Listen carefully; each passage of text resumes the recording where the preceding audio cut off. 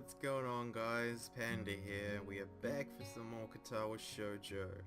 And I'm gonna get this thing underway pretty quickly because, well, today I have a pounding headache. And I have taken quite a copious amount of drugs today to try and get rid of I swear this is like a migraine or something, not just a normal headache. It's a fucking massive headache. Almost as big as my previous headache. Yeah, that's what I was gonna say. My previous headache that I had. But no, so I wouldn't be surprised if halfway through this commentary I start to have a fit and am foaming out of the mouth because, you know, I've overdosed. But hey, you know, the things we do for YouTube. Rin stares at me intently for a few moments. Is there something wrong? Rin considers this question closely for a moment. After a lengthy pause, she shakes her head. Nope. Oh. The weather's nice, isn't it? Why the staring then? Rin shakes her head again. Nope, I don't get it. Get what? The staring thing. You two seem to, but I don't. Great, she saw me staring. Now she probably thinks I'm a pervert or something. No, she probably just thinks that you're into her and she's going to be the fantastic wingman that I had previously thought she was. Actually, probably not. This is Rin we're talking about after all. Still, I feel the need to defend myself. You always feel the need to defend yourself, buddy. I wasn't staring, I was just tired. That's a pathetic excuse. She ain't gonna believe that for 1 second. Rin actually snorts at this, but she doesn't say anything. No, really, I was just distracted, is all. Eager to end this conversation, I head back down to class. Oh, she knows what's up. Hey, you two, no, I don't need to talk to you two, alright? Actually, I wish Emmy was in our class. That'd be kinda cool. I'm greeted by the twin spectres of Shizune and Misha looking like they mean business. Man, I ain't joining your damn student council. I joined it last time, alright? Well, Shizune looks like she means business anyway. Misha just looks like she's about to start laughing at any minute. Wahahaha! Up on the roof again, Hachan? You know that's dangerous, don't you? That's right. The school cannot be held responsible for any injury that comes up being from there, you know? Furthermore, we can report you for breaking the rules. Misha leans in and whispers conspiratorially. Ugh, I think I fucked that up. But we won't, Hachan. You three are too cute together. She straightens up again, laughing at my sudden blush. Wahahaha! You're too easy to tease, Hachan. Hey, come on. I'm still new here, sort of. That's no excuse for being easy to tease. It doesn't mean to pick on the newcomer like this. Doesn't it mean to pick on the newcomer like this? Well, that's what you do. No? It's to help you get acclimated to your new surroundings. Ah, I see. Well, you have to be so overzealous about it? Whoa! That's a tad mean. Oh, okay. She won't take it as an insult. Alright. Yep. Ah. That aside, Hachan, we were looking for you this morning, but you weren't in your room. Of course I wasn't. I was out for my morning exercise. All here in class, bright and early. Unlike you. Ooh. Stab. Shizune looks peeved. And a beat later, so does Misha. Or she tries to, at any rate. That was because of student council business. You should be grateful that we worked so hard for you. You don't work that hard. You spend most of the remaining money on pizzas and food and shit. Oh, I am. So what did you need me for? Not another attempt to rope me in to do that dirty work, I hope. had to give you something, but since you went around, we dropped it off in your room. Something? Like what? Oh, you'll find out when you get back, Chan. Wahahaha. Mateo entering the room ends our conversation, thank God. And we all head to our seats. Oh, motherfucker, I've got something in my eye.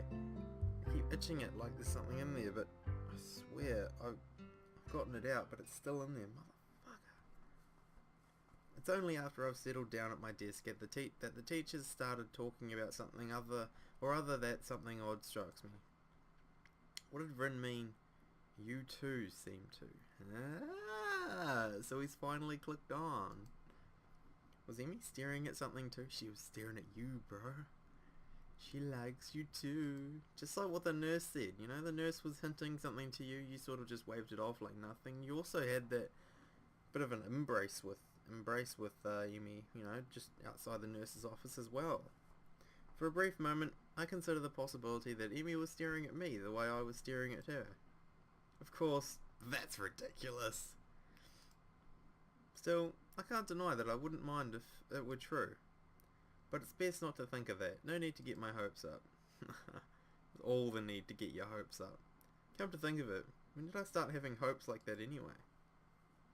I shake my head in an attempt to clear it and focus on the lesson. Bet you it didn't work. Oh god, we're gonna see Kenji, aren't we? After class, I make my way to my room. Mattel really piled on the homework today. Every time I see the boys' dorm room, I think, oh god, here comes Kenji. Oh, yep, and fucking what do you know? Before I can open my door, however, I am suddenly intercepted by Kenji, who has just exploded out of his own room in a flurry of papers. Hey, we need to talk. These rooftop shenanigans of yours, man. They've got to stop. What? You're running around on the rooftop with the limbless wonders.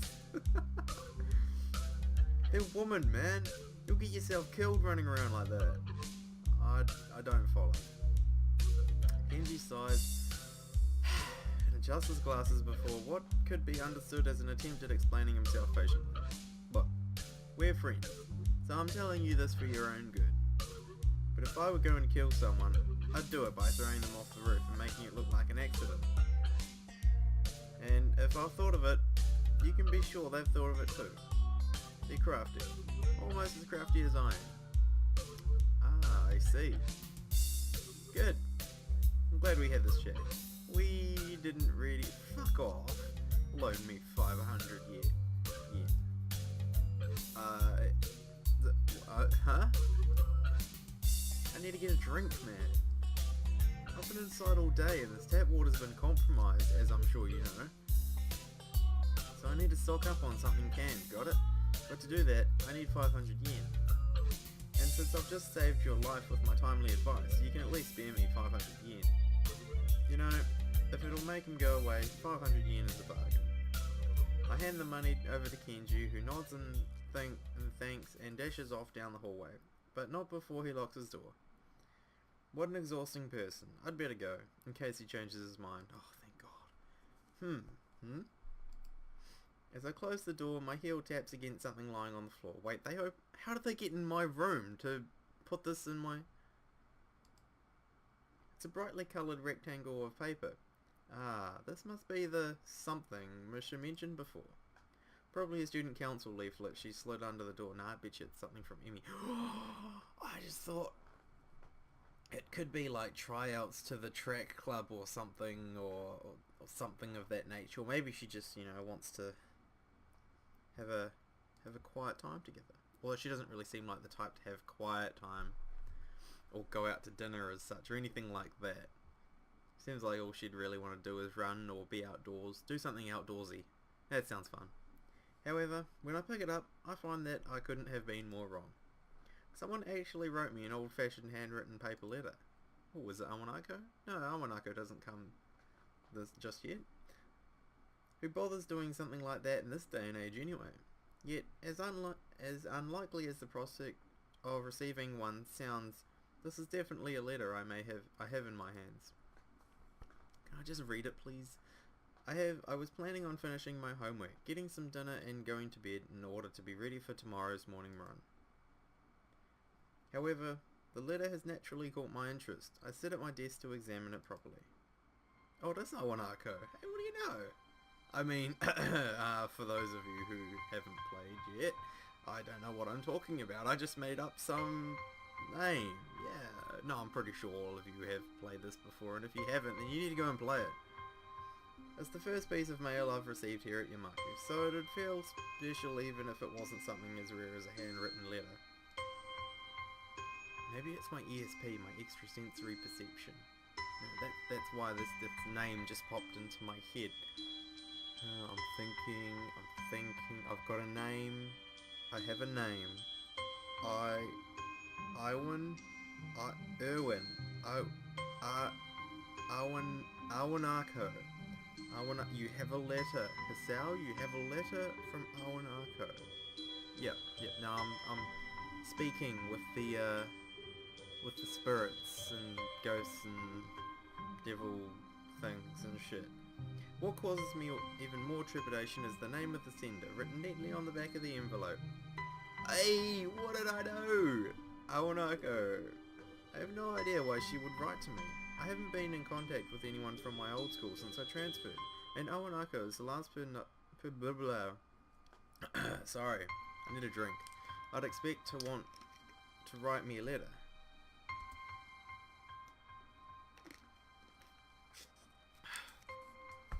The last time I saw Awanako was terribly awkward, embarrassingly so. She came to my hospital room, peeled me an apple out of courtesy, then we practically sat in silence for half an hour. Yes, that is incredibly awkward. She said goodbye and didn't look me in the eye when she closed the door. It might have been a natural end to the series of visits that were probably pretty painful for both of us.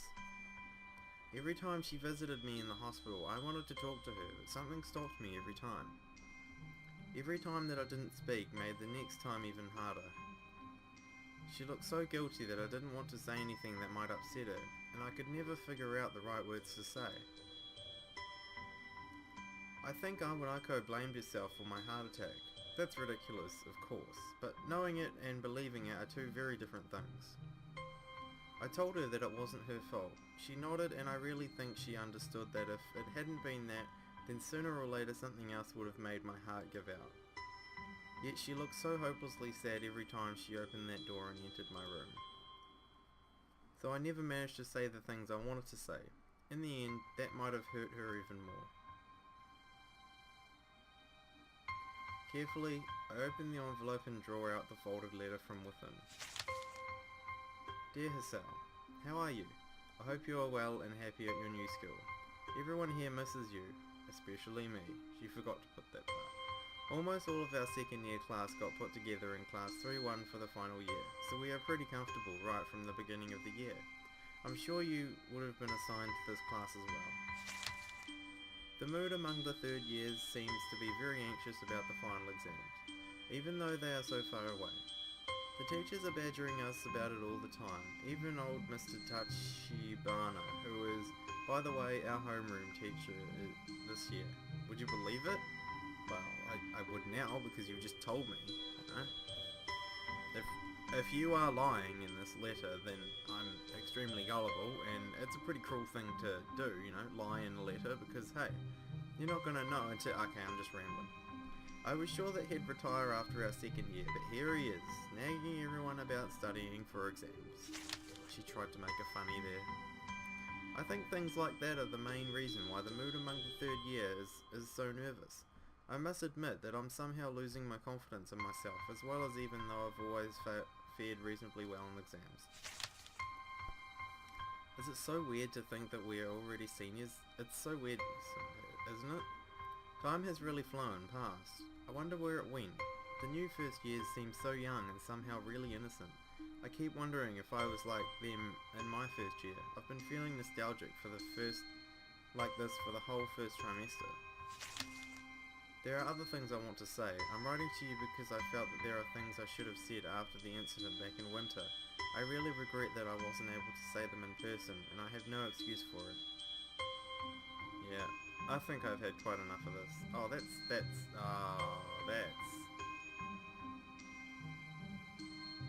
I don't know what to say about that. That's kind of mean that he just sort of... I crumple up the sheet of paper and toss it across the room. My aim is off, so the letter rolls under my nightstand instead of going into my waste basket. Hopefully, that means that the next time, you know, he goes to do something near his bin or his desk or whatever, he's going to notice it on the floor and be like, you know what, maybe I should read the rest of this. That was an apology for abandoning me. Oh, that's... Except I don't know that I really need it anymore at this point. Because after, you know, reading the other parts, I know what she says, and that's, what he's saying right now is a bit mean. I'm kind of hurt by what Hisao said there. That's kinda slap in the face to Awanako. And Awanako does not need a slap in the face, let me tell you. The hospital seems like a lifetime ago, and here, now, I've got other things on my mind, like Emi. Yeah, there you go, Emi for starters. It wasn't great to be abandoned during my stay, but it's not something I'm worried about anymore. In fact, I hadn't even thought about the hospital and what feels like forever until this letter came in. It's almost annoying to have received it. I've got exams to study for myself. I have no time for the past. Now, about that homework. Wow, fucking... That's incredibly rude of you, Hisao. I did not think you would be like that. Fine, be a fucking dick. Dick move, bro. Dick move. So what's the plan for today anyway? Am I talking to someone or am I just talking out loud to myself? I'm talking out loud to myself, right? We are, however, in the girls' dormitories, I know that much. I'm waiting patiently in the hallway of the girls' dormitory. Just outside of Emi and Rin's rooms. Ooh! Emi is apparently helping Rin with getting dressed. Maybe you should just barge it. Hey ladies, what's going on? I'm ready for some sex.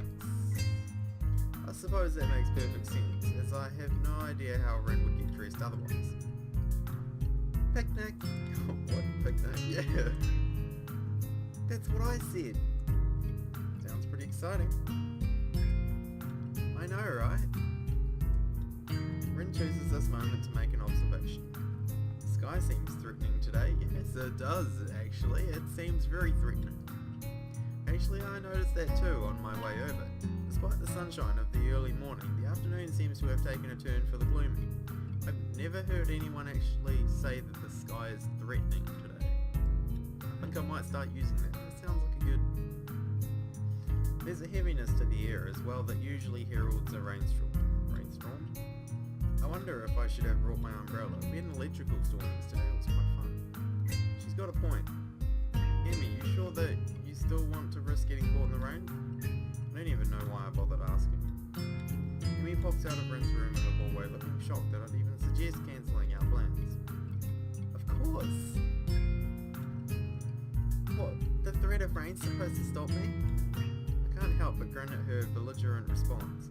It's almost like she's daring the rain to come. Bring it on, bitch! If Mother Nature were walking down the street, I think Emi would probably start a fight with her. Emi would win. Or at least challenge her to a race. Emi would win. In fact, Emi seems almost aggressively cheerful today. Rin wanders out into the hallway looking her usual self. Well then, we best be off, miladies. I'm ready. Rin nods and says a single word. Basket.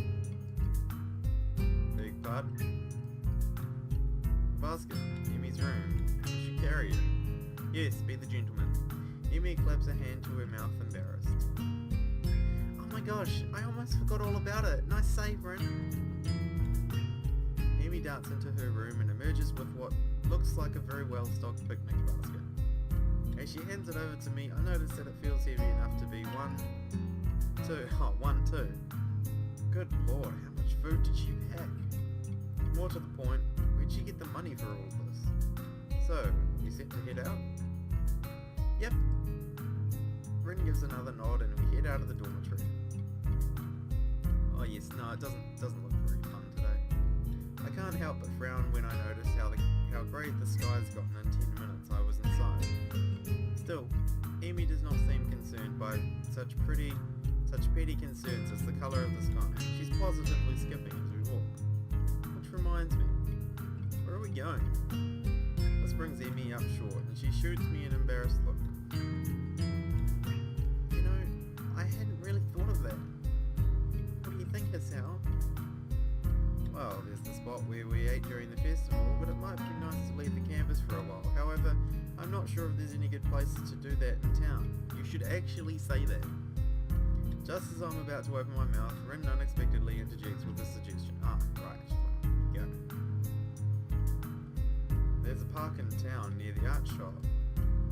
Oh, why is my computer lagging? It's not even an hour yet. Come on, computer, you can do this. Great idea, Rin. I totally forgot all about that place. Crisis averted. You know how to get there, Rin? Rin shrugs.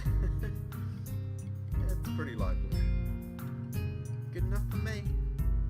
I would prefer knowing for sure, but what the hell. Lead on, Rin. The three of us quickly make our way off campus and take the road down into town. This basket's a bit heavy. I hope the park is close by. We pass the art supply store, Rin slowing her pace slowly as we go by. Emmy notices Rin's change of pace and stops. She doesn't know where she's going. You want to go in, Rin? Rin shrugs. Nothing I need. Are you sure? The slightest flutter of smile on Rin's face, quickly replaced with her usual expression. Life's uncertain, but on this at least I'm pretty sure. Nice of you to offer. Well, it's not like I'm the one carrying the basket. But I'll bet Hisao wouldn't have minded anyway, right? Oh, of course not. This is hardly a heavy load. Oh man, hang on. Excuse me ladies, I just need to put this down for a second. I'm a really weak ass bitch. I flex for emphasis. Oh, just, tie my laces. Oh, just while I'm flexing my muscles. Oh, what's that over there? Just pointing to that over there while I flex my muscles. It's very difficult to try and emphasize flexing my muscles while I can't actually show you what I'm doing. So, yeah. Emmy stifles a snort of laughter by pointing to the park at which we've suddenly arrived. Oh, I remember this place. I ran into you here that one time, didn't I, Rin? Rin's eyebrow raises slightly. Maybe. I'm unwilling to say for certain one way or the other. Memory's a tricky thing, you know. Well, I'll be. We made it in one piece after all. The sun's still nowhere to be seen, but neither Rin nor Emmy seem to mind. Well, at least it's not raining. As long as it's not raining, I'm fine. Hey, look at that. We find a spot to sit on the grass, and I set the basket down gratefully. Wow, Rin certainly looks a lot different in this scene. A lot different. Emmy. There's a surprising amount of food prepared. Maybe we were supposed to be joined by some of Emmy's teammates or something. I can certainly see we have chips, as it is spelled out on the bag. We have a couple of jars of something, or that looks like maybe mayonnaise or something. That's bread. That's one of those sticks of bread. That's like a Tupperware sort of container of something. I'm assuming that's like juice boxes maybe. Clearly got apples there. We've got some grapes. Oh, I'm sure that's enough for 3 of them. I'm starving. Dig in. She attacks the food as if she had nothing to eat for years. Oh man. I'm just reaching for the food myself when I feel the first drop of rain land on the back of my head. Uh-oh. Looks like the weather's not going to cooperate with us after all. Damn it. Oh, she's pissed. Emmy glares at the sky as if that alone will hold back the rain. And all of a sudden, the sun comes out again. I very nearly believe she can do it. It's one heck of a glare. It had better cooperate. You hear me, Sky? You stop that raining right this instant. The sky doesn't seem inclined to listen to her, despite the commanding tone she's taken with it. Instead, the rain seems to increase. Rin wrinkles her nose in distance at this turn of events. Regrettable. What do you mean? Rin shrugs. I could paint this if I weren't out here. Shame to miss it, is all. She doesn't seem angry or annoyed about it, just a little disappointed. Emi laughs in response to Rin's comment. Guess we should have stopped in that art supply store after all, huh? The rain increases a little more, offended that we haven't fled yet. Despite the warm temperatures we've been enjoying, the rain is rather cold. I wish I brought my umbrella. Hey, they're wearing white t-shirts. You know, we could have a white t-shirt contest, you know? I'm quite happy to join, if they're willing to join. Hey, we should probably head inside to keep dry. We're already pretty wet, Hisao. Yeah, what about the rain, Amy? Hey? You're wet in other places, are you really? Huh? Yeah, but we can try off this way and maybe wait out the storm. You don't want to catch a cold or anything, do you? Amy considers this for a moment. I can tell that part of her wants to stay out in the rain just despite the weather. Unfortunately for her, the weather hardly cares about what we do. I suppose you're right. Where could we go? Oh, don't say the Shanghai. I don't have an answer for her. The area is still pretty new to me. Though I guess I'm slowly getting used to the school itself. The surrounding town remains a mystery. All I know is the art supply store, and that's only because we've just passed it. Fortunately, Amy soon snapped her fingers in triumph. That's it! There's a tea shop nearby. Oh. We could have some tea and dry out, no problem. That doesn't sound like a bad idea. Great. You know where it is? Amy nods, looking fairly confident. Sure do. Think. But it'll be an adventure either way, right? Adventure, huh? Well, I suppose I could use a little adventure. I think as long as we get out of the rain, I'll be happy. The picnic basket is a little lighter now, at least. Lead on. Rin and I follow Amy as she waves through the streets with something approaching confidence. Now, a left here. There, the Shanghai. Amy beams triumphantly as she points to the tea shop. It seems fairly crowded inside, a symptom of the sudden rain, I'm sure. Oh, it is fairly crowded. Welcome, I'm surprised to find out that our waitress is none other than Yuko. Yes, good old Yuko. It's been quite a while, hasn't it, Yuko?